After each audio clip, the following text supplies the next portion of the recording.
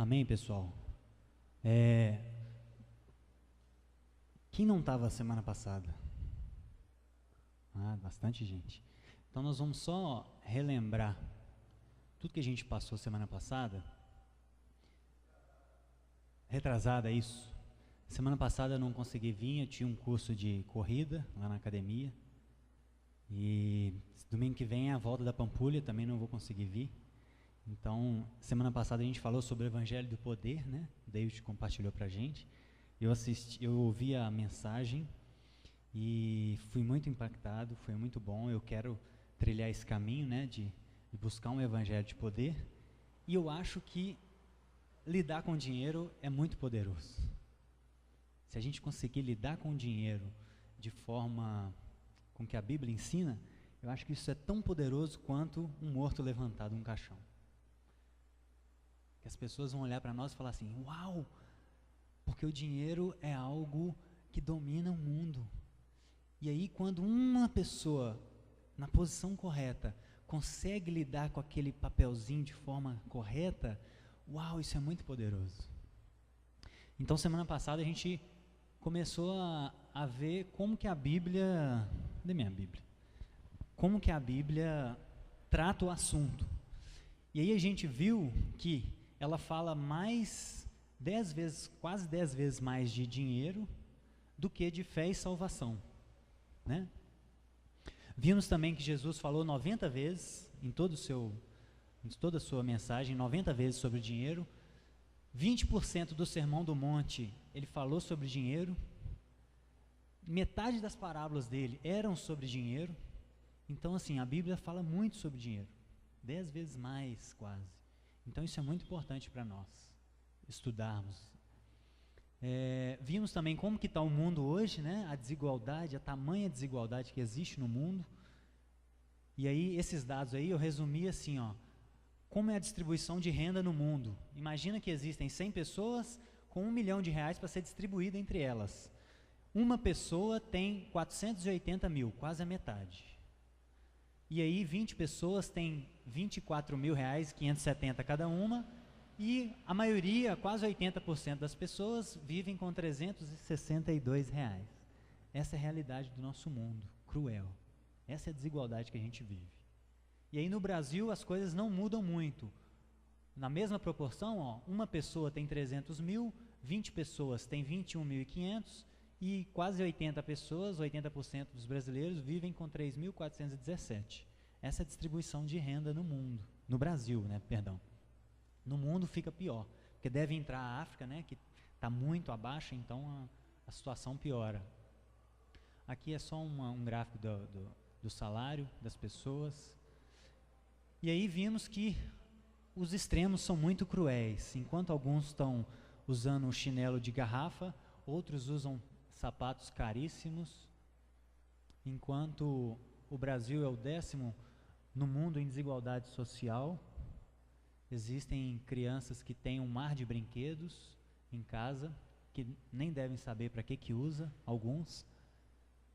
Enquanto lá na África pessoas estão morrendo de fome e tomando urina com a boca na vagina da vaca, existem pessoas fazendo festa para os seus animais que chegam a custar R$50 mil. E pessoas usando colares de enfeite de R$105 milhões. Essa é a desigualdade do mundo que a gente vive. Então isso é só para a gente ter uma noção, como a gente vai falar de dinheiro, e Deus fala muito sobre justiça, e Deus fala muito sobre os pobres, isso é para a gente ter uma noção do mundo que a gente vive. Esse é o mundo que a gente vive. Essa é a realidade. E mesmo diante de um cenário caótico como esse, existem pastores que ensinam, né? Isso aqui, Deus quer que você seja milionário. Pastor Thomas Anderson. Paul Zener, Deus quer que você se enriqueça. 14 razões para você ser rico. Então existe esse ensino dentro da igreja. Existem pessoas achando que Deus quer que você seja milionário, que isso é um sinal de bênção, né? E aí a gente fez um panorama bíblico, olhamos mais de 60 versículos de Gênesis a quase Apocalipse, E a conclusão que a gente chegou foi o seguinte: Deus pede para a gente confiar para a provisão diária do sustento, que nós temos que estar satisfeitos com o sustento e não preocupar nem com o sustento. Além da gente não ter que buscar riqueza, a gente não precisa preocupar nem com o sustento. Então esse é o nível de exigência, né, que Jesus nos pede. Vimos também que a riqueza pode nos fazer esquecer de Deus e trazer muitos problemas nocivos. Vimos que Deus deseja uma sociedade sem pobreza e que Ele defende com unhas e dentes os pobres. Vimos que em todas as parábolas, os ricos são sempre criticados e os pobres são sempre elogiados e benditos. Vimos que a gente recebe para abençoar, não para acumular, né? O cuidado com os necessitados em várias parábolas é um dos critérios para a salvação. Aqueles que não cuidaram dos necessitados, que não vestiram, que não foram na cadeia, que não deram de comer, que não deram de beber, foram para o fogo eterno, e os que ajudaram foram para a salvação. Vimos também que é melhor ter pouco com paz do que muito com tribulação. Vimos que a gente tem que fugir da vontade de querer ficar rico. Paulo, 1 Timóteo 6,6. Temos que fugir da vontade de querer ficar rico e repartir com o próximo para não acumular. E vimos também que Jesus e os seus discípulos viveram uma vida simples, digna, né? Não é uma vida de pobreza, é uma vida digna, com o suprimento necessário, mas eles não foram ricos e foram praticantes, mesmo com uma vida simples, no ato de repartir com aqueles que mais necessitavam. E aí entendemos que o cristão ele tem que ser como uma forma de gelo. Quando ele estiver suprido, o que entrar tem que ir caindo para as laterais, tem que ir suprindo aqueles que mais precisam, que estão mais necessitados, né? Paulo falando para que haja igualdade. Quando estão todos cheios de água, há igualdade. Aqui não tem igualdade, ó, esse tem mais do que esse. Mas nós vamos discutir também sobre equidade, isso é muito interessante.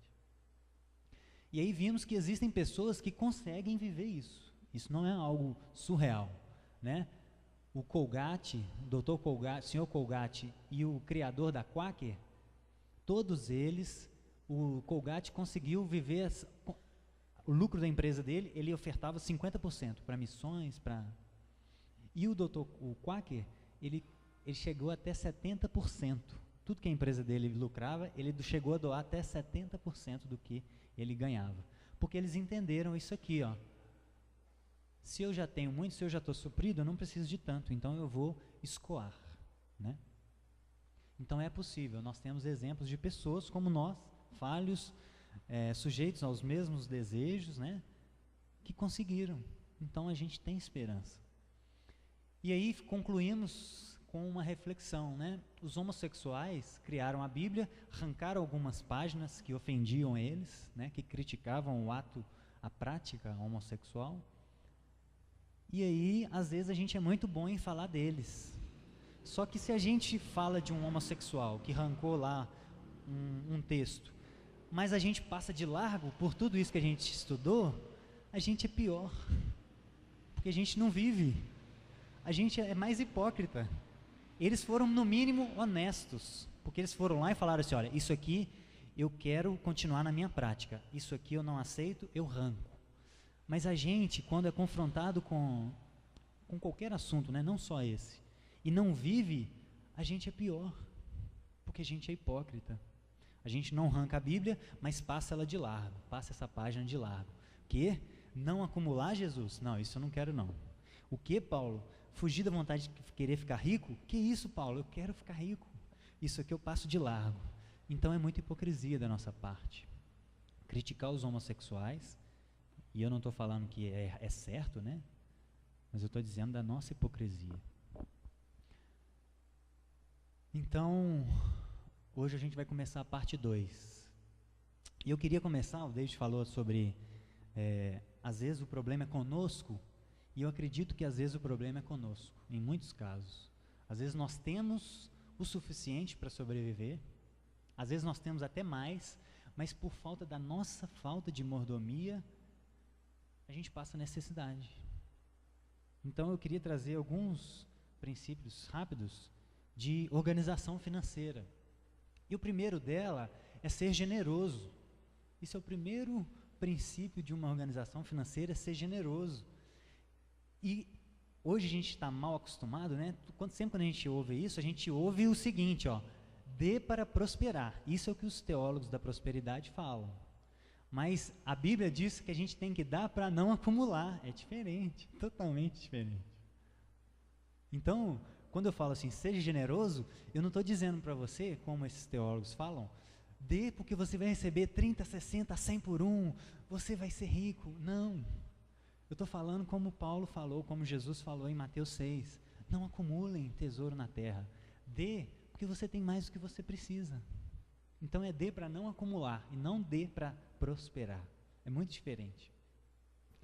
E Jesus falou, né? Quem busca o reino em primeiro lugar, tudo aquilo, né? Comida, bebida e água será acrescentado. Então o generoso, ele nunca vai passar necessidade, porque Jesus prometeu. Comida, bebida e roupa nunca vai nos faltar. Aí depende se a gente quer muito além disso. Aí é outra coisa. Mas o básico nunca vai nos faltar. E aí o segundo princípio é gastar sempre menos do que ganha. Isso é óbvio, mas tem muita gente que não consegue entender isso. A gente precisa gastar sempre menos do que ganha. É uma conta simples. Se eu ganho 2, gasto 3, eu fico no negativo R$1. E aí, o SPC Brasil descobriu que em 2004, 82% dos brasileiros não tinham controle total das suas finanças. 82% dos brasileiros não tinham controle sobre o que ganhavam, o que gastavam. E aí, segundo o Cadastro Nacional de... esqueci o nome. Confederação Nacional da Indústria. Essa Confederação Nacional da Indústria descobriu que quase 90% dos brasileiros no ano passado estavam com dificuldade de quitar a dívida. Pessoal, isso é alarmante para nós. Isso é falta de mordomia. Deus nos colocou na terra para cuidar daquilo que Ele nos confia. Isso é uma falta de mordomia. Não ter o controle do que a gente ganha é falta de mordomia, porque isso não é nosso, é do Pai, né? Salmo 24, do Senhor é os céus e a terra e tudo que nela há. Então a gente precisa gastar sempre menos do que ganha. O terceiro princípio é ter isso anotado, porque a nossa cabeça não consegue fazer muitas contas. Então um princípio básico, anota, põe no papel, né, Ismael? Põe no papel o que você ganha, o que você paga e vê se a conta está batendo. E separe o dinheiro. Esse dinheiro é para o aluguel, então esse dinheiro eu não posso gastar. Se você põe todo o dinheiro no seu bolso e sai para a rua, aí você vai comprar pão, aí você tira do aluguel. Aí depois você vai tirar da conta d'água para repor o aluguel. E vira uma bagunça a sua vida. Então coloque no papel, seja organizado. Tem aquelas pranchetinhas, eu ia trazer mas esqueci. Tem uma pranchetinha que ela tem várias divisórias. E aí você vai colocando ali, ó, aluguel, conta de água, conta de luz, vai separando ali, né? Então anote o que você tem numa planilha. Quando você coloca no papel, você tem noção das coisas. Às vezes a pessoa não controla nada e quando ela põe no papel, ela assusta. Ela, nossa, não acredito, não sabia que eu gastava isso tudo. Mas por quê? Não anota nada. E o último princípio, inclua nos gastos mensais os impostos anuais. Então todos nós temos impostos anuais. Se você tem uma moto, um carro, você tem que pagar IPVA, licenciamento, taxa de seguro do IPVAT. Mesmo que você tenha uma hora de aluguel, você tem que pagar IPTU. Isso tudo são despesas anuais. Então, se você não coloca isso no seu mês, chega em janeiro, fica aquela loucura. As pessoas ficam loucas para arrumar dinheiro para pagar tudo. Então o que a gente faz? Lide eu. O IPTU é R$1.000, divide isso por 12, vai dar R$89, R$90 por mês, e você vai guardando nessa pranchetinha todo mês. IPTU, R$90, R$90, R$90. Em janeiro você tem todo o dinheiro e consegue pagar à vista com desconto ainda. Além de você já tirar isso da sua cabeça. Principalmente para quem é autônomo, como eu, né? Eu não tenho 13º. Na verdade, eu sou o contrário. Se eu quero viajar, eu tenho que pagar para trabalhar. Então eu preciso ter uma organização assim, impecável. E graças a Deus eu tenho uma esposa administradora, né? Então eu fui agraciado. E ela me ensinou muito, e me ensina. Mas coloca isso, coloca os gastos anuais no seu mês. E aí você vai ver que você tinha R$1.000 no mês, só que na verdade não era R$1.000, porque você não estava separando esses impostos. E aí você vai ver que na verdade tem um pouco menos. Mas você vai ser mais controlado. Você vai ser muito mais controlado. A vida fica muito mais leve. E aí, quando você faz isso, você tem uma noção real dos seus gastos mensais. E aí você paga com desconto também, né? Beleza, essa parte é rápida, só para a gente ter melhorar a nossa mordomia com os nossos recursos, né? E aí, pessoal, quando a gente fala tudo isso que a gente tem falado, algumas pessoas acusam isso que a gente tem falado de teologia da pobreza. Existem até livros, né, que falam sobre a teologia do voto de pobreza. Os franciscanos, né, católicos, fazem voto de pobreza. Só que será que isso é teologia da pobreza? É isso que a Bíblia ensina, né? Como a gente viu lá, não é isso que a Bíblia ensina. O princípio bíblico é dignidade. É para que haja igualdade, como Paulo falou. Não é para que uns sejam necessitados e vocês sejam aliviados, mas para que haja igualdade, 2 Coríntios 8. Então, o princípio bíblico é dignidade, é você ter um lar digno, com saneamento básico, é você ter uma alimentação saudável, é você ter vestimentas, ter uma saúde saudável, ter descanso. Tudo isso, a qualidade de vida do ser humano depende de tudo isso. Isso é dignidade, isso não é voto de pobreza, não tem nada a ver uma coisa com a outra. Eu acho que isso não é voto de pobreza. E eu acho que o voto de pobreza, assim, é opcional, né? Se a pessoa quiser fazê-la, a Bíblia não proíbe uma pessoa de fazer um voto de pobreza. Mas eu creio que o que a Bíblia ensina é, nós merecemos uma vida digna. Nós podemos, Jesus nos promete uma vida digna, de necessidade suprida. Não de pobreza, não de passar necessidade. E quem diz isso, geralmente, é porque fica ofendido. E isso nos ofende de fato. Tudo aquilo que a gente estudou semana retrasada, isso ofende o nosso homem interior, caído, né? Porque existem duas leis dentro de nós. O impostor, caído, e a voz do Espírito Santo. Isso ofende o nosso homem interior caído. De fato ofende. Mas é o que a Bíblia diz, então eu preciso lutar para viver isso, né? Então isso não é teologia da pobreza. E aí, aquilo que o David fala muito bem. Igualdade é diferente de equidade. A gente lê em Atos, né, que todos tinham tudo em comum, só que a gente esquece da parte B do versículo. Eles vendiam o que tinham, distribuíam de acordo com a necessidade, né? Atos 2, 46. Então, 45. Isso aqui é igualdade, ó. São 3 crianças de tamanhos diferentes com o mesmo com o degrau da mesma altura. Ó. Isso é igualdade. Todos receberam a mesma quantia. Só que isso é injusto. Ó. Esse aqui não está vendo o jogo. Esse aqui está vendo em partes. Ó. Isso aqui está atrapalhando ele. Esse aqui consegue ver muito bem. A igualdade, nesses termos, ela é injusta. E isso é diferente de equidade. A equidade é você conseguir ponderar o que cada um necessita. E é isso que a Bíblia diz. Era distribuído conforme a necessidade. E não passava uma régua, cada um ganha X, um saco de arroz para cada um saco de feijão para cada um. Não, quem tem uma família com 4 filhos, tem uma necessidade diferente de uma família sem filhos, isso é óbvio. Cada um de nós tem uma necessidade diferente. Então, o que a gente precisa tentar viver, não é todo mundo aqui, ó, vamos passar a régua, todo mundo ganha R$4.000. Não, não é isso. Fulano, aí os diáconos, né? O diácono, ele vai na sua casa e vê que você tem uma necessidade X. E vai na casa do outro e vê que a necessidade do outro é X sobre 2X. E aí, a Ju e o Thales vão chegar e falar assim, gente, 2 sacos de arroz tem que ser para o David, porque o Alex come mais. Mas o Ismael come menos, então ele é sozinho, ele precisa de um saco de arroz só Isso é equidade, né? É isso que a Bíblia ensina. E aí a gente precisa pensar nisso aqui, ó. O que é ser rico? A gente está falando de dinheiro, a gente está falando de riqueza, mas o que é ser rico? Qual é o critério de riqueza?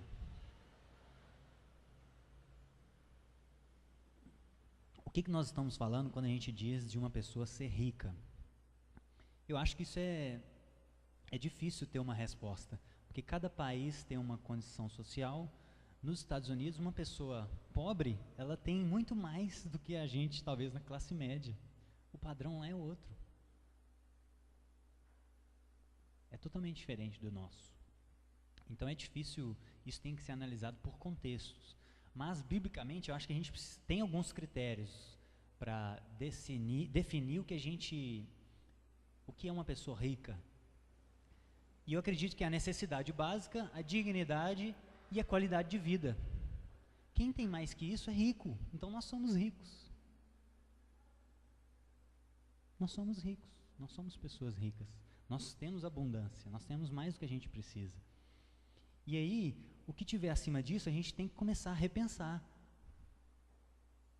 Até onde a gente quer ir? Até onde a gente quer chegar? Então nós somos supridos. Até onde a gente quer ir? Eu preciso mais disso? Eu preciso mais que isso? É isso que a gente precisa pensar. E aí, riqueza é uma bênção de Deus, pessoal? Riqueza é um sinal? Uma pessoa que é rica, agora vamos falar na riqueza que a gente entende, né? Na nossa cultura, uma pessoa que tem muito mais do que ela precisa, isso é um sinal de bênção de Deus? Isso é um sinal de aprovação de Deus? Eu acho que não necessariamente. Por quê? Porque trabalho também gera riqueza. Se eu me matar de trabalhar, eu vou gerar riqueza, isso é óbvio. Isso não é um sinal necessariamente que Deus está do meu lado, que Ele está abençoando o que eu estou fazendo, negligenciando minha esposa, minha família, minha devoção, para ganhar cada vez mais e acumular cada vez mais. Não necessariamente. Inclusive, dependendo da condição, essa riqueza ela pode ser uma maldição.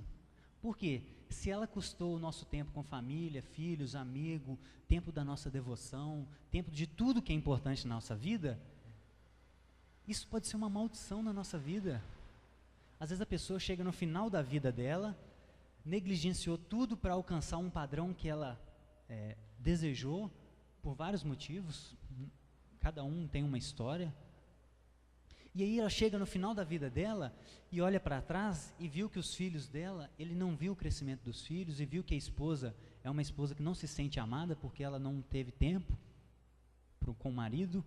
E aí ele olha, ele se vê cheio de coisas, só que isso não tem nada a ver com Deus, às vezes. Às vezes foi dentro dele, a ganância da vida dele em alcançar um padrão X que é pregado na sociedade.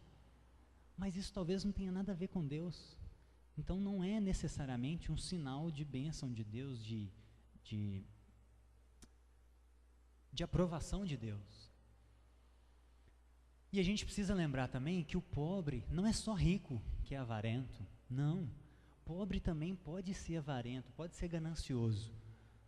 Olha só a história desse rapaz aqui. Em 83, ele ganhou na loteria 30 milhões de reais. E ele era uma pessoa humilde, ele era pobre.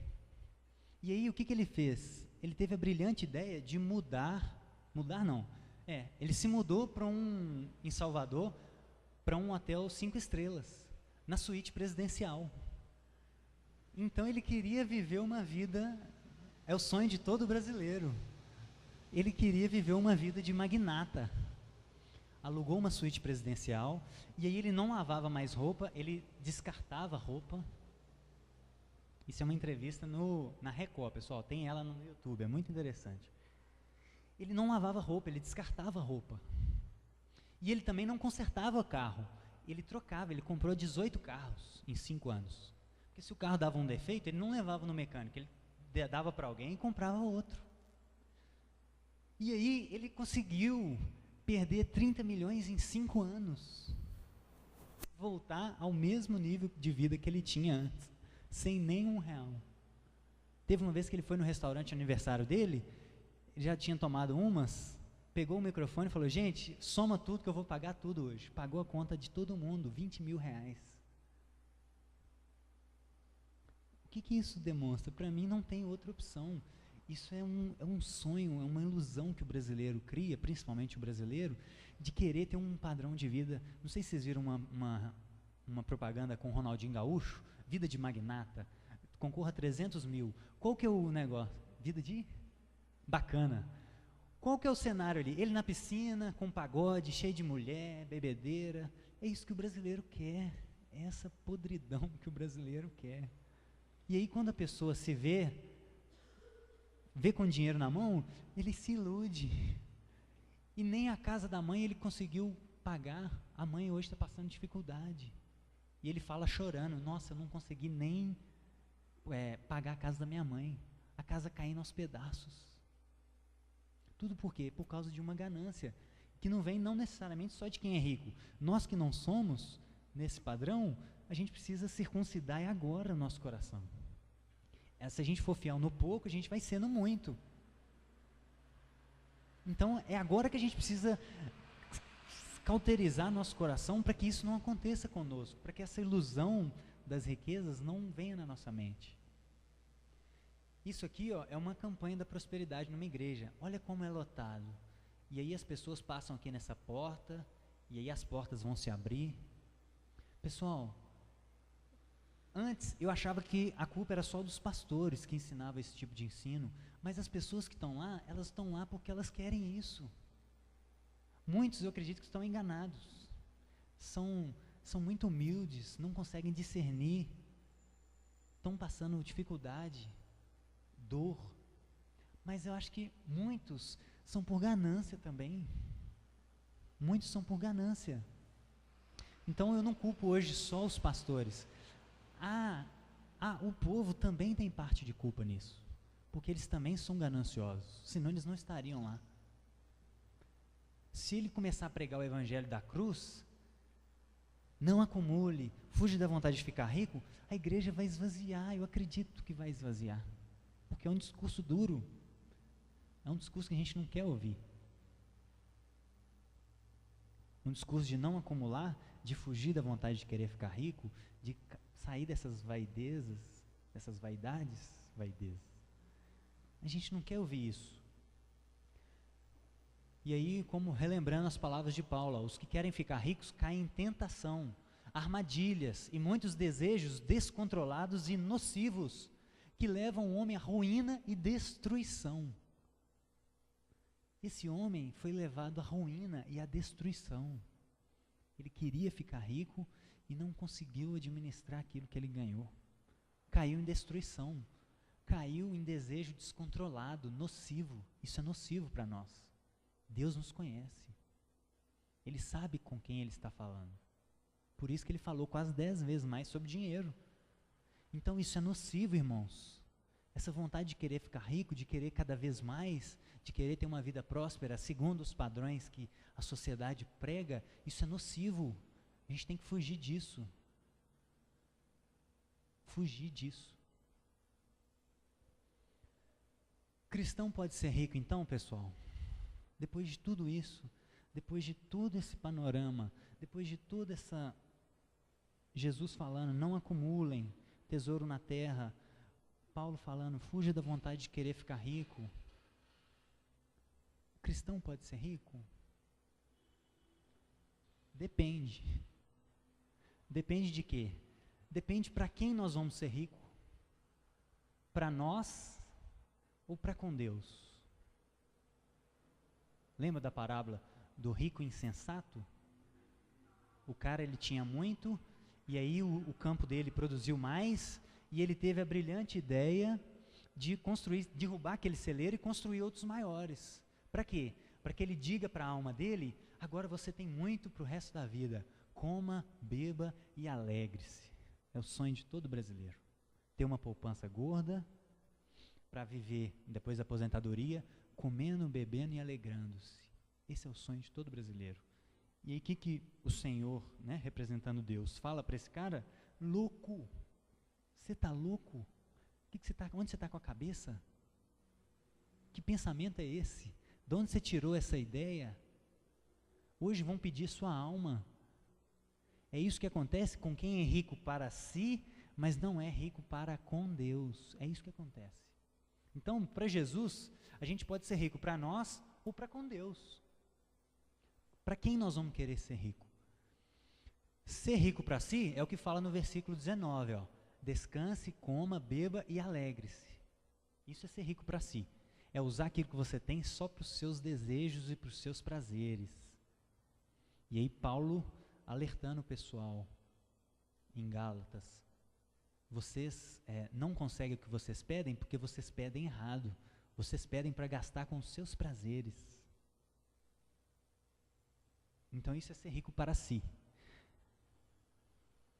Todo mundo conhece o funk Ostentação, não conhece? Esse é o MC Gui ou Guiné, não sei. Pessoal, existe o funk Ostentação. Existe um funk que ostentar é o que há. Isso é o cúmulo da insensatez. É o cúmulo da podridão humana. É o cúmulo da... Não tem palavra para expressar. Ostentação. Nós vamos falar, cara. O Espírito Santo já está... Funk da ostentação, pessoal. E você vai ver os clipes, é o cara cheio de cordão de ouro, aqui olha, os braços, o cordão, tudo de ouro, e ele num carro importado, cheio de mulher pelada, e começa a cantar, tchu tchac tchac tchu tchu tchá.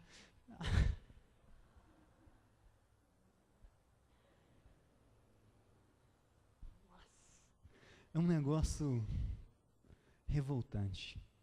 Mas como o David falou, para esse grupo que prega a prosperidade, isso aqui é secular, ó. Não, isso aí é do diabo, né? Porque as músicas falam de sexo, isso é coisa do diabo, né?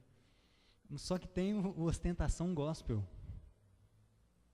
Isso aqui, ó, segundo a Forbes, são os 5 pastores mais ricos do Brasil. Edir Macedo, quase 2 bilhões, Valdomiro, 400 milhões, Malafaia, 300 milhões, RR, 120 milhões. Para alguma turma, para essa turma, pessoal, é aquilo que a gente viu lá, ó, Deus quer que você seja rico. Isso é ostentação gospel. E deve ter até funk, né? Tem o funk ostentação gospel? De verdade? Então, deve ter palavras cristãs, né? Deus quer que você seja rico. Ostentação gospel. E aí Paulo fala para a gente fugir dessas coisas. Isso quer dizer que esses homens não são usados em algum momento? Quer dizer que tudo que eles falam não presta? Lógico que não. Eu estou fazendo uma análise segundo esse assunto que nós estamos falando. E eu não concordo com a teologia deles nesse assunto. Eu discordo totalmente. Isso é julgar? É, mas é o julgar como a Bíblia diz para a gente julgar, discernir. Isso é fazer distinção entre o bem e o mal. O julgar que a Bíblia condena é o julgar hipócrita.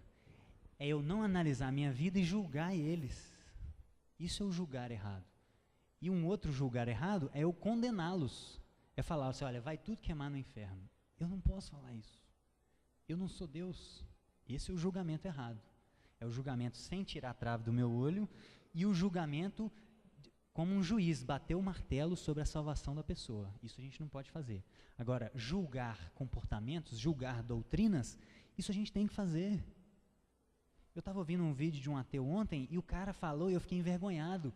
Ele falou o seguinte, olha, a gente vê só os ateus criticando essa turma. Quem devia criticar mais eles são os evangélicos. Os evangélicos que deviam criticar eles. E é verdade. E é isso que Paulo e os apóstolos falavam. Só que a igreja hoje está envolta num romantismo muito grande e que tudo que você fala, hoje, irmão, não julga não, irmão. Ô meu filho, pelo amor de Deus. É um julgamento correto, é o que Paulo falava. Existem obreiros fraudulentos, existem falsos apóstolos. achando que piedade é fonte de lucro. 1 Timóteo 6 ele fala isso. Ele começa essa parte criticando os falsos apóstolos, aqueles que cobravam, que extorquiam em nome da pregação do Evangelho. E aí, ser rico para com Deus, o que é? É Provérbios 19, 17, ó.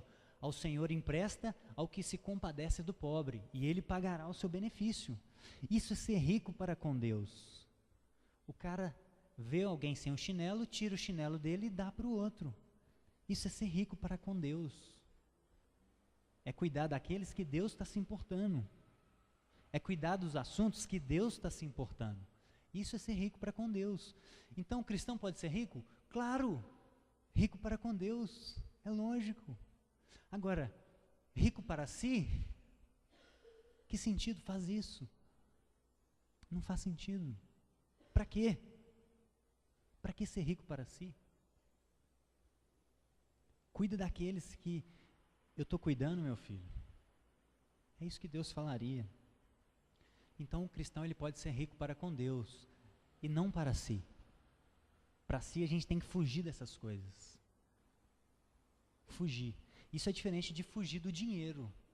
Porque quando o nosso coração está circuncidado, quando o nosso coração está alinhado, pode vir 1.000, pode vir 10.000, pode vir 1 milhão, pode vir o dinheiro que for na sua mão, que você já é uma pessoa confiável para Deus. Deus ele pode te confiar isso e Ele vai saber que você vai ser rico para com Deus e não para si, para ostentar gospelmente. Essa que é a diferença. Então não é que o cristão tem que ter ojeriza dinheiro, não. Ele tem que se circuncidar, você tem que sondar o seu coração, assim como qualquer outro pecado, é fugir da aparência do mal. Então se hoje eu não tenho ainda um controle de não pecar perante uma situação com uma mulher, por exemplo, eu tenho que fugir da face do mal, eu tenho que evitar ficar sozinho com essa mulher, eu tenho que, enfim. É a mesma coisa com dinheiro. Se você vê que você não consegue lidar bem com isso ainda, talvez um caminho inicial seria correr mesmo. Faça oferta que te fira, dê aquilo que você está agarrado, faça uma oferta que te ofende, dê aquilo que te ofende, e aí você vai começando a ser circuncidado. Vai chegar um dia que você já entendeu que você precisa só da necessidade, e aí o que começar a entrar mais, você já vai saber administrar segundo a vontade do Pai. Então esse é o caminho que eu acho saudável, né? E aí eu queria falar de algumas frases também de alguns cristãos, para a gente refletir nelas. A primeira dela: o problema não é ter o dinheiro, mas se o dinheiro te tem. Essa frase, ela pode ser usada de forma correta, como pode ser usada da forma certa. Depende do que a gente entende de ter. O principal aqui é essa palavra aqui, ó. O problema não é ter. O que significa ter o dinheiro? Depende. A frase pode estar correta, como pode estar errada. Depende de como a gente entende. Na prática, vamos pensar aqui. Como a gente diferencia uma pessoa que o dinheiro tem ela de uma pessoa que o dinheiro não tem ela? Duas pessoas têm a mesma quantia na mão. Como a gente diferencia uma pessoa que o dinheiro tem ela, se a gente não sonda o coração, se a gente não tem acesso a isso, de uma pessoa que tem a mesma quantia na mão, mas o dinheiro não a tem? Como? A gente precisa pensar nisso, porque muita gente pode usar essa frase como desculpa para ter uma vida de excessos com a cabeça limpa, com a consciência limpa. Então ela tem cada vez mais, mas aí quando alguém confronta ela, ela fala assim: não, mas o problema não é eu ter o dinheiro, o problema é se o dinheiro me tem, e o dinheiro não me tem. Mas aí, qual é o critério? Como a gente entende isso? Eu acho que por dois motivos. Primeiro, pela quantidade, e se o uso é para si somente. Então, dependendo da quantidade de dinheiro, é algo absurdo, não tem noção, é sem sentido. E também se eu uso aquilo só para mim, é sem sentido. Esse eu acho que são dois critérios que a gente pode utilizar primeiro conosco, né? Primeiro conosco, para ver se o dinheiro nos tem ou se o dinheiro não nos tem. Quantidade e para quem eu sou rico, para mim, ou se é para diminuir a dor do próximo, se é para ser rico para com Deus. E aí, eu acho que existe uma diferença entre ser dono e ser mordomo. Eu acho que são duas palavras totalmente diferentes. E aqui eu acho que cabe esse exemplo. Dono é aquele que usa só para si e tem uma quantidade muito acima do que ele precisa. Isso é dono. Então eu acredito que o dia que eu tiver uma quantidade excessiva e utilizando aquilo só para mim, eu sou o dono daquilo. Aí eu sou rico para comigo. Agora, se eu sou mordomo, eu posso ter, entre aspas, porque o mordomo ele não tem, ele só administra. Essa é a diferença. O mordomo, aquilo não é dele, ele cuida daquilo ali de acordo com a vontade do dono daquilo, que é o nosso Pai, que é Cristo. Então o mordomo ele só administra, ele não tem. É diferente. O mordomo ele tem, entre aspas, está no poder dele momentaneamente. E daqui a pouco tudo pode mudar. Daqui a pouco tudo pode mudar. Então essa é a diferença do mordomo. O mordomo ele se preocupa com aquilo que o dono está preocupando, que é diminuir a dor do próximo. É diminuir esse caos que a gente vive, que a gente viu aí. Isso é um mordomo. E eu quero ser um mordomo de Deus. Eu não quero ter nada. Eu quero ser um mordomo. O dia que eu tiver algo que eu não esteja disponível a passar aquilo para frente, eu preciso repensar a minha vida. Eu preciso repensar meus valores. Eu preciso repensar, inclusive, a minha salvação. Porque, como um discípulo de Jesus, consegue viver com mais do que precisa num cenário que nós vivemos hoje. Isso é, inclusive, a gente precisa pensar, inclusive, se a gente é realmente salvo. Ah, mas eu tenho X anos de igreja. Não importa, meu amigo. Pedro andou com Jesus 3 anos. Quando ele estava próximo de morrer, Jesus falou com Pedro: Pedro, quando você se converter, cuida das minhas ovelhas. Pedro não era convertido ainda. Pedro não tinha entendido ainda. É um processo. A santificação é um processo. Cada área da nossa vida, a gente vai melhorando, é aos poucos. Não é da noite para o dia. É claro que isso pode acontecer com algumas pessoas. Uma pessoa hoje é viciada em droga, amanhã ela pode estar liberta. Mas isso não quer dizer que vai ser assim em todas as áreas. Então a gente precisa sondar nosso interior e ver se na área financeira, se a gente é dono ou se a gente é mordomo. A gente está preocupado só com os nossos interesses? Eu estou preocupado só com a minha roupa? Só com a minha boca?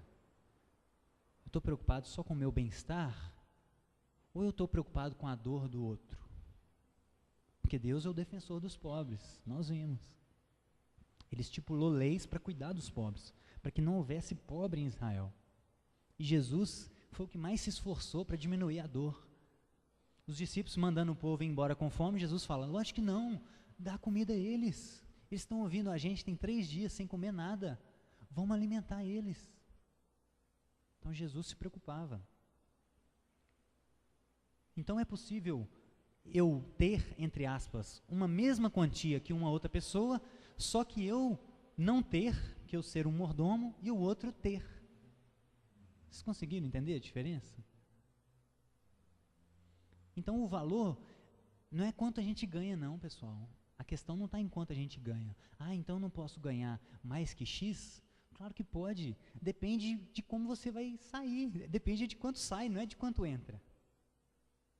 Você pode ganhar 100 mil por mês. Você pode ganhar 1 milhão por mês. A questão é, para onde vai isso? Isso vai diminuir a dor de quem? Isso vai ser para o seu benefício? Vai ser para você ter um helicóptero? Para você ir para a praia todo mês? Para que vai ser isso? Ou isso vai ser para fazer aquilo que o dono desse dinheiro quer? Você vai ser um mordomo ou você vai ser um dono? Essa que é a diferença. Então não tem a ver com o valor que entra, mas tem a ver com o que você usa para si e o que você usa para ajudar a diminuir a dor dos outros. Outra frase: é lícito eu ser rico? Por quê? Porque quanto mais dinheiro eu ganhar, maior vai ser o meu dízimo e maior será o investimento no reino de Deus. Eu já ouvi isso. Irmãos, dinheiro é bênção. Por quê? Quanto mais eu tiver, maior vai ser meu 10%. Se eu ganho 1.000, eu dou só 100. Mas se eu ganho 100 mil, eu dou 10 mil. Olha que maravilha. No fundo, irmãos, a gente está pensando nos 90 mil. A gente não está pensando nos 10 mil. Talvez pode estar até pensando. Mas o que mais nos interessa, talvez, são os 90 mil.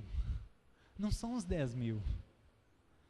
E eu preciso ser honesto comigo para admitir isso. E aí eu ser confrontado pelas Escrituras e eu me arrepender disso. Porque não faz sentido nenhum. Não faz sentido nenhum. Aqueles homens lá entenderam. Chegaram a ofertar 70% do que entrava no lucro da Quaker. 70%. Ele não estava preocupado com os 90%. Ele estava preocupado em suprir a necessidade dele e distribuir o resto. Outra frase. Mas Deus é o dono de tudo. E se Ele quiser nos dar muitas riquezas para nos mimar? Deus é um Deus que mima. Meus irmãos, eu também não conheço esse Deus, não. Eu conheço um Deus que mima com o que a gente precisa, não com o que a gente não precisa. Deus vai me dar muita riqueza para eu ter uma vida luxuosa, enquanto outros filhos deles estão na miséria? É esse Deus que você está falando? É um Deus que quer te dar filé mignon todo dia, enquanto o outro não tem arroz? É esse Deus? Que Deus é esse? Eu não consigo enxergar esse Deus nas Escrituras, não. Pode ser um Deus, mas não o Deus bíblico. Pode ser algum outro Deus, o nosso ventre, pode ser um outro Deus grego, pode ser qualquer outro Deus, mas eu não enxergo isso no Yahvé, no Pai de Jesus, naquele Deus que criou os céus e a terra, que estipulou um povo para vir Jesus na terra, para nos ensinar o caminho. Eu não vejo esse Deus nos mimando nesse sentido. Deus nos mima com o que a gente precisa. Isso é um mimo. Isso é fantástico. Outra frase. Mas eu trabalhei. Eu tenho direito de usufruir o que eu conquistei com luxos pessoais. O pobre, se quiser ter o que eu tenho, ele tem que estudar e trabalhar como eu trabalhei. Vagabundo. Ele tem que fazer o que eu fiz. É vagabundo. E aí, esse Deus Yahvé, eu acredito que ele olharia para uma pessoa que diz isso e perguntaria algumas coisas. Primeiro, quem te criou? Quem te criou, meu filho? Segundo, e o fato de você ter nascido numa família estruturada, emocionalmente e às vezes financeiramente, para pagar a sua faculdade? Isso você não leva em conta. Foi tudo do seu braço. Quem te deu a inteligência e o dom que você tem de administrar esse dinheiro? Quem te deu isso? Isso veio de você? Ou Tiago 1,17, todo dom vem do alto. E aí? Quem te deu saúde? Quem? Você ainda acha que é lícito você se esbanjar com aquilo que eu te dei condições de adquirir e não repartir com os necessitados? Mesmo depois disso tudo? Mesmo você sabendo que foi eu que te criei, eu que te dei saúde, eu que te capacitei, eu que te coloquei numa família estruturada, você ainda acha que você tem esse direito? Não faz sentido.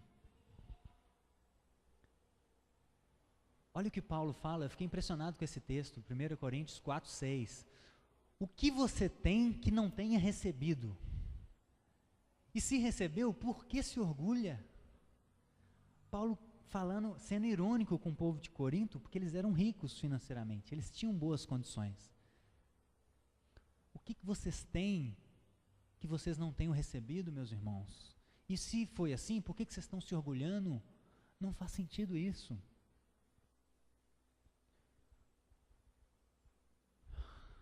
E aí, eu acho que existem princípios básicos para a gente ter as coisas. A gente pode ter as coisas, mas se a gente tiver esses princípios em mente. Um princípio. Qual é a função das coisas? Qual a função de um carro? Qual a função de um telefone? Qual a função de uma geladeira? Qual a função daquilo que você quer, que você tem? O que a gente quer? É para cumprir essa função ou para alguma outra coisa? Ou para status, ou para alguma outra coisa? Isso é algo que a gente precisa pensar. O dia que eu tiver esse computador, por causa de status, eu estou perdido.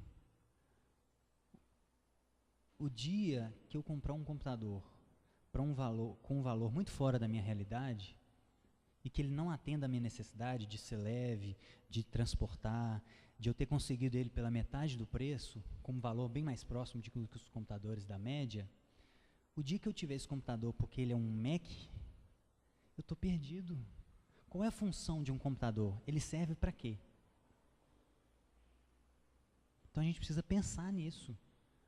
Qual é a função daquelas coisas que a gente tem? Tudo que a gente tem, qual é a função dela?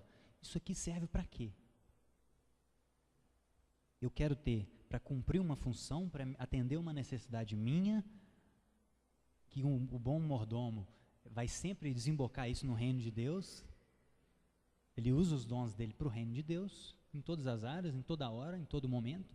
Ou isso é para cumprir alguma outra função? Ou isso é para entrar na onda do ostentação? É para eu estar na rodinha com o que todo mundo acha bacana. Então a gente precisa pensar na função das coisas. Outro princípio, qual é a motivação? Se a minha motivação é que isso cumpra uma função, ou a minha motivação é para que isso cumpra um outro motivo. É só para eu ter status, é só para eu ser recebido, é só para eu me esbanjar. A gente precisa pensar na nossa motivação. Quanto esforço será preciso para adquirir isso? Isso é muito importante, irmãos. Quanto esforço você vai precisar imprimir para comprar isso que você quer? É algo que vai esgotar suas energias? É algo que vai fazer que aqui ó, o pai está trabalhando, o menininho, criancinha chega, papai. Aí o menino já está crescidinho, papai, agora não, filho, está no celular, está trabalhando. Aí o menino já está pré-adolescente, papai, agora não, filho. Aí quando o menino está adolescente, filho, agora não, pai. Aí ele já está na droga, aí ele já está na perdição. Por quê? O que esse pai aqui estava procurando quando ele trabalhava tanto? Será que ele estava atrás do que ele precisa, do que cumpre uma função, com a motivação correta? Ou será que ele estava atrás de um padrão ilusório? Ou será que ele estava atrás de um padrão de vida que os amigos dele têm e que ele precisa ser igual aos amigos? O que ele estava atrás quando ele trabalhou tanto? Então a gente precisa pensar em quanto esforço a gente precisa fazer para adquirir isso. Quantas horas de trabalho para conseguir pagar aquela prestação? Será que faz sentido? Vai prejudicar minha vida familiar? Vai prejudicar minha vida devocional, congregacional, social? Vai prejudicar o meu descanso? Se a gente está se matando por um período de tempo longo, é claro que a gente pode ficar, não, hoje eu estou apertado, vou trabalhar um mês mais intenso para suprir aquela falta. Isso é totalmente entendível. Agora, você vai fazer uma prestação de 5 anos, 10 anos, para ter um apartamento, um carro, qualquer outra coisa, num padrão acima do que você precisa? Não faz sentido isso. A gente precisa se adequar à nossa realidade, adequar o nosso esforço. Isso vai prejudicar outras áreas? Então a gente precisa pensar nisso. Último princípio. O que queremos é o mais importante agora? É o mais importante? Olha essa foto aqui, pessoal. A menina com um iPhone 6 na mão e a casa dela sem um reboco. Não faz sentido. Existe uma hierarquia de importância de coisas. Ter saúde, ter qualidade de vida é mais importante talvez do que ter um iPhone 6. Por que o iPhone 5C não atende? Um 4S não atende? Um Samsung? Por que não atende? Será que essa moça trabalha no escritório, precisa enviar e-mail o tempo todo, está na rua o tempo todo, precisa de uma capacidade de celular grande para armazenar coisas do trabalho dela, será que ela precisa? Pelo visto é uma adolescente. Pelo visto não precisa, só precisa WhatsApp, Facebook, Instagram. Tirar foto com a perna assim para mostrar o volume do glúteo, pôr nas redes sociais, é só isso que ela precisa. E se for só isso que ela precisa, o Samsung atenderia até melhor, porque a foto dele é melhor. Se ela quer se expor na internet, compra um Samsung. Vai comprar um iPhone 6? Que vacilo. Não tem nada a ver. Quer tirar foto do glúteo? Eu cortei aqui, né? Mas quer tirar foto do seu glúteo na academia? Eu estou na academia o dia inteiro, irmãos. É uma... Ai.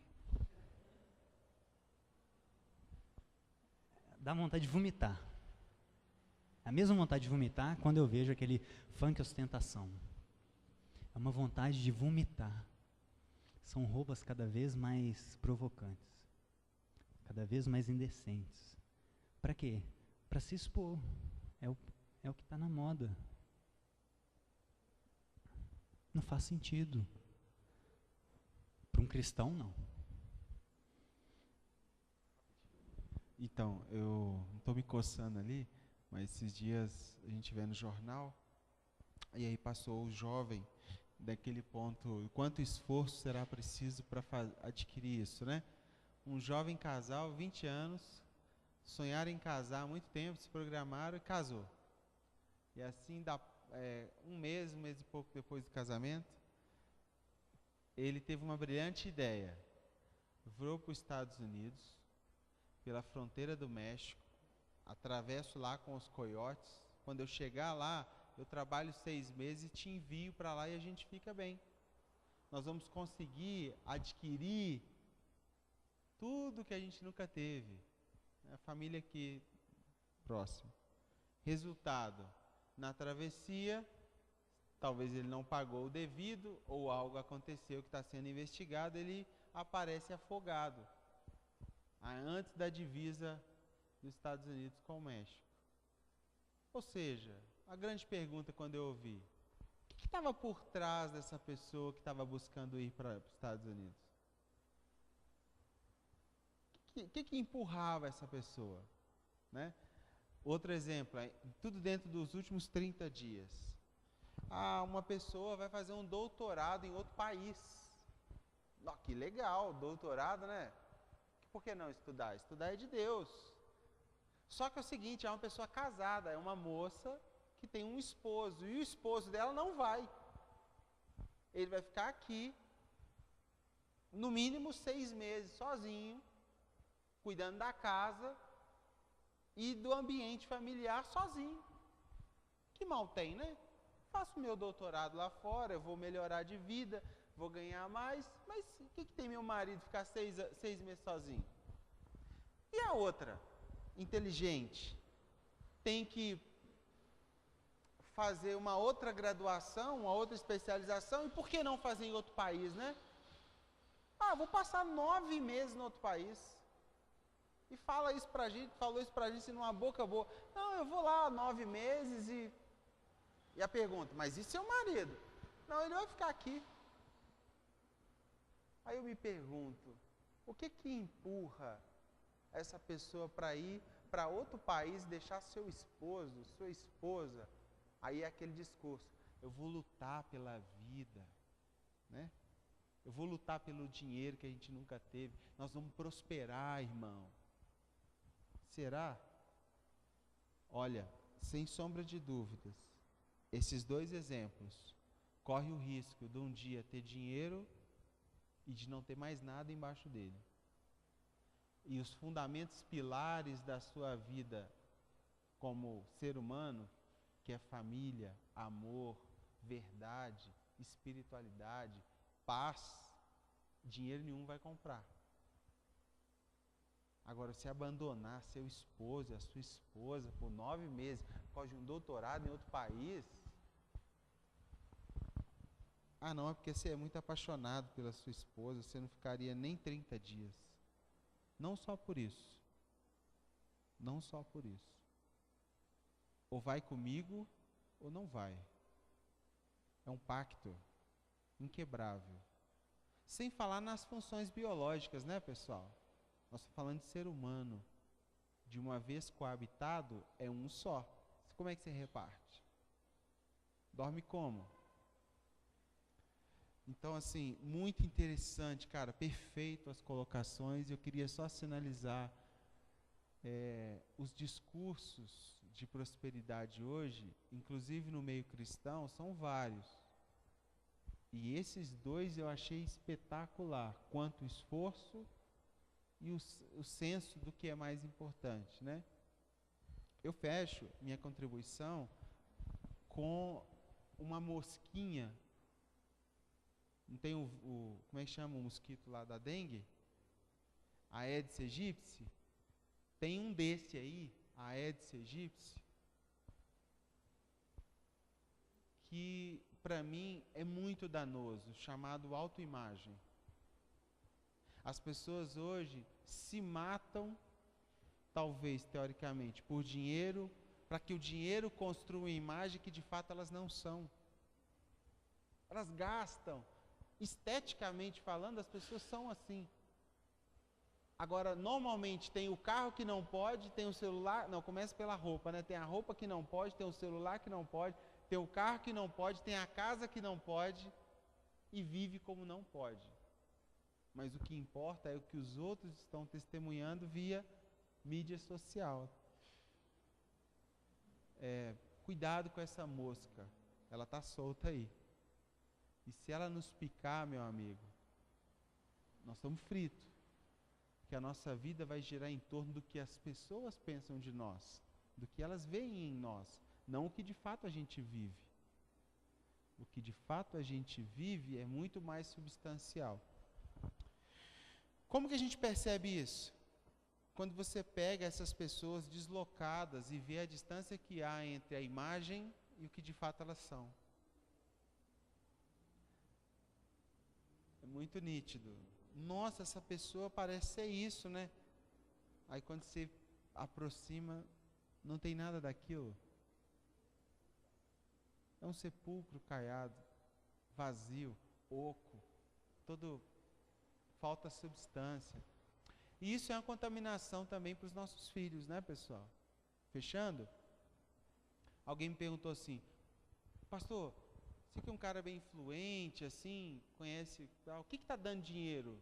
Porque meus filhos estão querendo estudar, estão próximos de fazer ao vestibular. Qual curso você acha que ele deveria fazer?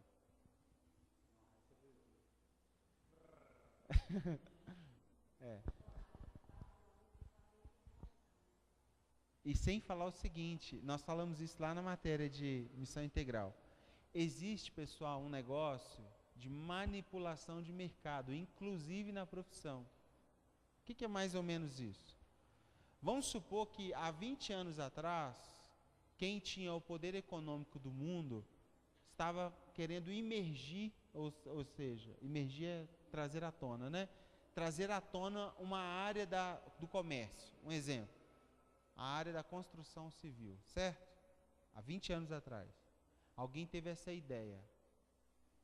Nós fizemos esse levantamento e descobrimos o seguinte: os mesmos empreendedores que injetaram dinheiro na construção civil foram os mesmos que construíram as universidades e abriram os cursos de engenharia. Aí eu falei, mas por que isso? Porque na época, 20 anos atrás, o custo para você manter um engenheiro era muito alto, o arquiteto, etc. E o que eles pensaram? Vão massificar essa profissão para baratear o custo. Que daqui 20 anos nós vamos manipular o mercado para que tenha muita construção civil, a gente precisa de uma mão de obra barata. Aí, 20 anos antes, o seu filho está naquele momento e a profissão do momento é qual? É ser engenheiro. Só que ele não está vendo que o mercado daqui a pouco vai baratear e vai sucatear. Ou seja, tem advogado hoje ganhando R$1.200. Sim ou não? Tem, gente. Você fala, deve ser muito ruim. Deve, mas tem. E tem outros que não têm oportunidade de vida para ganhar melhor. Então, nossos filhos podem escolher profissão pelo que está dando dinheiro? Ou pela vocação? Por algo que eles são bons em fazer? Né? Só uma reflexão. Amém. Então, pessoal, pensa nisso. Se você se preocupa demais com coisas externas, se você preocupa demais com o tipo de coisa que você está usando, com sua beleza, com o seu carro, com a sua casa, se você preocupa demais com coisas externas, talvez é porque o seu interior está podre. E você não consegue suportar isso, e você precisa maquiar isso com beleza externa. Com um iPhone 6, com um corpinho bacana. Então cuidado. Cuidado com essa preocupação excessiva com o exterior. Preocupa mais com o interior. Como está seu interior, seu coração? E aí, eu queria falar que essa mensagem é para mim também, né? Uma pessoa que tem muito pode virar para mim e falar assim, mas Bruno, para você é fácil, né? Você não tem tudo que eu tenho, aí é fácil, esse discurso aí é fácil para você. E é verdade, eu concordo, é fácil mesmo. Mas o que eu estou tentando fazer é construir um coração para que eu não chegue aí. Essa que é a questão.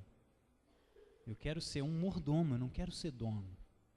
Eu quero construir um coração circuncidado na questão do dinheiro. Sim, e pode me confrontar. Eu tô em construção, né? Se você achar que eu tenho um excesso, eu preciso de você. Eu não estou pronto, né? Eu não estou isento a essa crítica, né? Mas dentro de mim tem a mesma voz que clama dentro de você, para querer ficar rico, para querer ter essa vida de marajá, é a mesma voz que clama dentro de mim. Eu sou igualzinho você. E eu preciso lutar contra isso diariamente. Todo dia que eu saio para trabalhar, eu preciso relembrar por que eu trabalho, por que eu estou fazendo aquilo, qual que é a função daquilo no reino de Deus. Toda manhã eu preciso lembrar disso. Toda manhã. E aí, eu não quero chegar nesse nível, porque como eu conseguiria viver com excessos nesse mundo caído que a gente vive? Como que eu conseguiria? É isso que eu quero conseguir viver. Eu não quero conseguir viver com excessos no mundo que a gente vive. Que Deus me livre disso. Que Deus me ajude a livrar disso. Eu quero nunca conseguir fazer isso. Meu sonho é nunca conseguir ter mais do que eu preciso. Esse é o meu sonho. É isso que eu quero, é isso que eu estou buscando. Como que eu ia chegar num abrigo e ver crianças passando dificuldades, ou ir num lugar onde tem pessoas que não têm casa para morar? Como eu ia conseguir viver com excessos em meio a isso? Como? Só se eu me cristalizar, só se eu colocar uma carcaça evangélica, religiosa, no sentido pejorativo, e me fechar para a realidade, me fechar para as palavras de Jesus. Quem não renunciar a tudo que possui, não pode ser meu discípulo. Lucas 14, 33. Quem não toma a sua cruz, não é digno de mim. Mateus 10, 38. Quem acha a sua vida, perde. Quem perde, acha. Eu preciso rasgar minha Bíblia toda, para eu conseguir viver assim, com excessos, num mundo caído, num mundo caótico como o nosso. Só eu sendo mais honesto como os homossexuais fizeram e rasgando minha Bíblia. Mas se eu quiser ser um cristão, como é que eu vou conseguir? Será que o discípulo verdadeiro conseguiria fazer isso? Eu poderia questionar minha salvação. Uma pessoa que tem muito mais do que precisa e é indiferente, será que ela é realmente salva? Independente de quantos anos de igreja ela tenha, independente de... Será que ela é discípula de Jesus? Será que ela ama Jesus? O Jesus dos pobres? O filho de Javé? O Deus dos pobres? Será? Como, pessoal, considerando que eu sou uma pessoa que, um discípulo de Jesus, tirando essa questão de salvação, mas com que cara, se eu vivesse uma vida dessa, de excessos, com que cara eu ia encontrar com Paulo no reino vindouro? Com que cara eu ia encontrar com Paulo que falou o seguinte: até agora estamos passando fome, sede, necessidade de roupa, estamos sendo tratados brutalmente, não temos residência certa, trabalhamos arduamente com as nossas próprias mãos. Quando somos amaldiçoados, abençoamos. Quando perseguidos, suportamos. Quando caluniados, respondemos amavelmente. Até agora, nos tornamos a escória da terra, o lixo do mundo. Como eu ia encontrar com Paulo no reino vindouro, todo marcado pelo Evangelho, passou dificuldade, não sei quantos naufrágios, quantas chibatadas. Como eu vou conseguir encontrar com Paulo? E aí Paulo olha para mim e fala assim: e aí, irmão, como é que foi sua vida? Ah, Paulo, Deus me abençoou, Deus é bom demais, eu tive uma vida com um sorriso falso, né? Eu tive uma vida boa, Paulo, eu tive tudo que eu preciso, Deus é bom, Deus Ele quer que eu seja rico, Paulo. Eu não sofri nada pelo Evangelho, eu não abri mão do excesso, não, Paulo. E aí Paulo olha para mim e fala assim: meu querido, que coisa é essa? O que você fez com a sua vida? Você não leu lá? Fuja dessas coisas. 1 Timóteo, falei com Timóteo. Como é que eu vou ter cara de encontrar com Paulo no grande dia? Como é que eu vou ter cara de encontrar com outros mártires, os pais da igreja, como São Cipriano, por exemplo, que era rico, se converteu, estudou criteriosamente as Escrituras, foi para o outro extremo, mas eu acho mais louvável ir para o outro extremo. Vendeu tudo que tinha, doou aos pobres e foi condenado à decapitação no século III. Como é que eu vou encontrar com um cara desse no reino vindouro, com uma vida de excessos, pessoal? Como é que eu vou encontrar ele? Como é que eu vou encontrar Oscar Schindler, que era rico, comprou com sua fortuna cerca de 1.200 judeus para livrá-los da câmara de gás, morreu aos 66 anos, pobre praticamente? Como é que eu vou encontrar com os caras desses lá e falar assim: pessoal, por que vocês não entenderam? O R.R. Soares falou, é só tomar posse da bênção. Como é que vocês não fizeram isso? Vocês não entenderam o Evangelho? Não faz sentido. Como é que eu vou encontrar com a Irena Sandler, uma enfermeira que retirou 2.500 crianças judias do gueto e conduziu para famílias adotivas? Ela foi presa, torturada, abandonada viva numa selva com os braços e as pernas quebradas. Como é que eu vou encontrar com a Irena Sandler no reino vindouro, com uma vida de excessos? Como?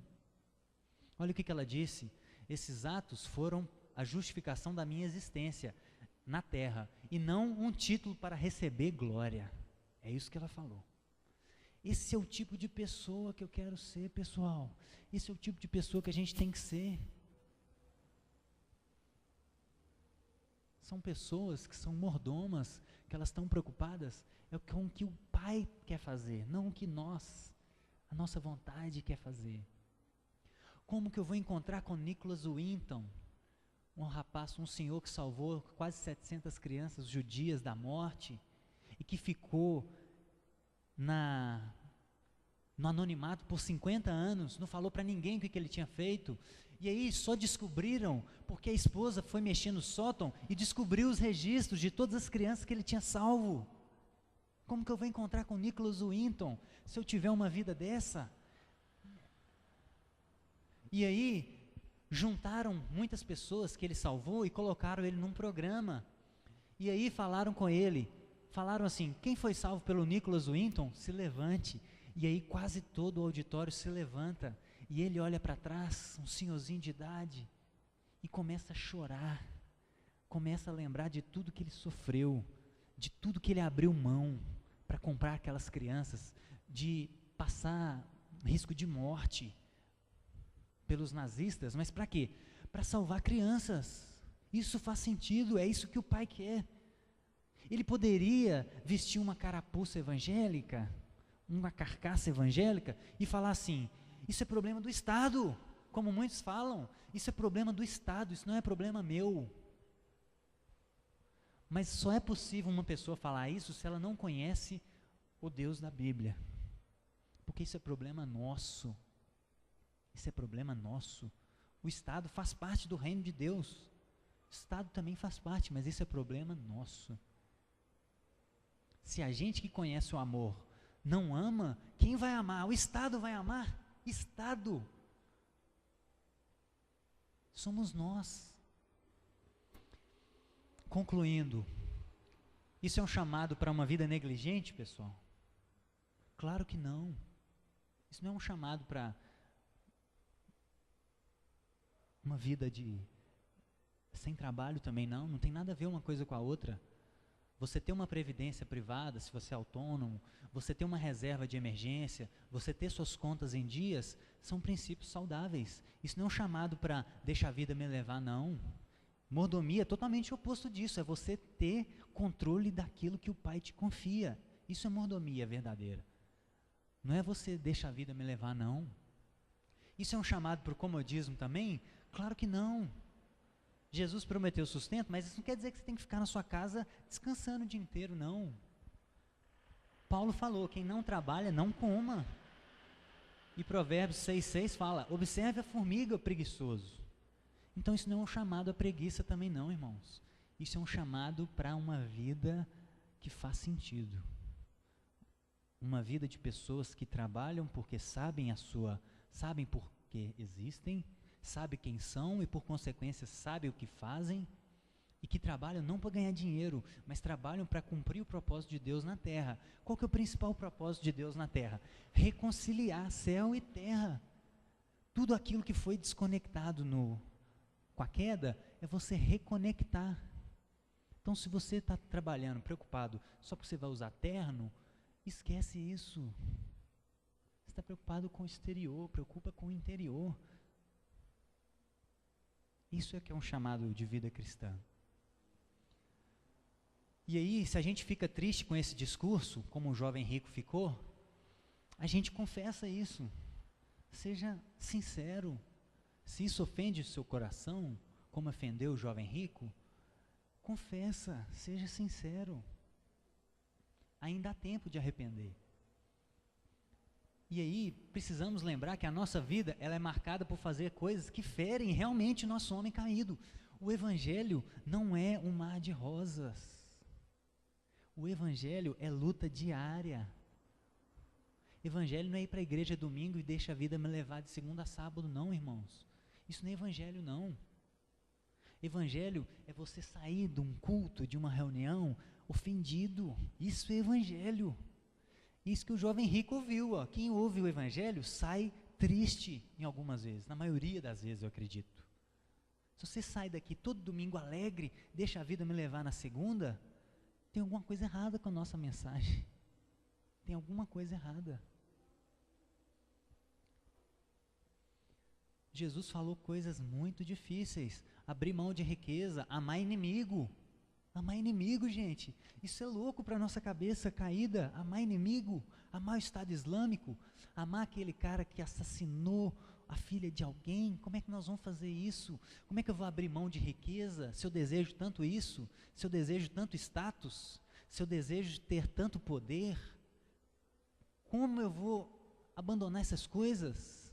Se é isso que o nosso ser interior caído mais deseja, como? O Evangelho ofende a gente. Negar a nossa vontade de pecar, mas eu quero tanto fazer isso, é tão gostoso. Como que nós vamos fazer isso? Isso é o Evangelho. Então, quando a gente se defronta com coisas muito difíceis de fazer, isso é o Evangelho. Mas a vantagem é que a gente não precisa buscar pelo nosso braço. Jesus falou que sem mim, vocês nada podem fazer. Então a gente não pode fazer isso aqui, gente, pelo nosso braço, não. A gente não consegue viver isso, esse grau de exigência, do nosso braço, não. Se a gente foi ofendido, vamos confessar e pedir ajuda. É isso que o Pai espera. Relembrando, últimas palavras de Paulo. Os que querem ficar ricos caem em tentação. Você, homem de Deus, mulher de Deus. Se você é homem de Deus e mulher de Deus, fuja de tudo isso, fuja dessa ganância, fuja dessa podridão de de querer status, querer poder, querer fama, querer só coisas exteriores. Pelo amor de Deus, fuja disso. Isso não leva não a nada não, isso só leva a coisas nocivas. Fuja disso, irmãos. Queria que nós orássemos. Abaixe sua cabeça. Vamos orar. Seja o mais sincero com você. Seja o mais sincero com Deus. Se a gente quiser manipular alguma coisa, se a gente quiser maquiar alguma coisa, não adianta nada, porque Deus, Ele conhece o nosso mais interior. Talvez nós somos pessoas mesquinhas, fúteis, tão podres por dentro, que a gente só preocupa com coisas externas, com o tipo de telefone que a gente quer ter, com o nosso físico, com o nosso carro, com o nosso computador. Talvez a gente é esse tipo de pessoa, um traste humano. Mas o Evangelho, ele nos conduz, ele nos convida a esse nível aqui que nós acabamos de ver. O Evangelho nos conduz a esse nível. É um nível de renúncia, é um nível de perder. O Evangelho é perda. O Evangelho não é ganho. O ganho é para outro momento. Aqui é momento de perder, aqui é momento de entregar, aqui é momento de negar nossa vontade. Essa vida é um momento de esmurrar o nosso corpo, de fazer aquilo que a gente não quer fazer. Isso é o Evangelho. De se dispor a fazer aquilo que a gente não quer fazer, porque é Deus que opera em nós o querer e o realizar. Isso não vem de nós. De nós só vem coisa ruim.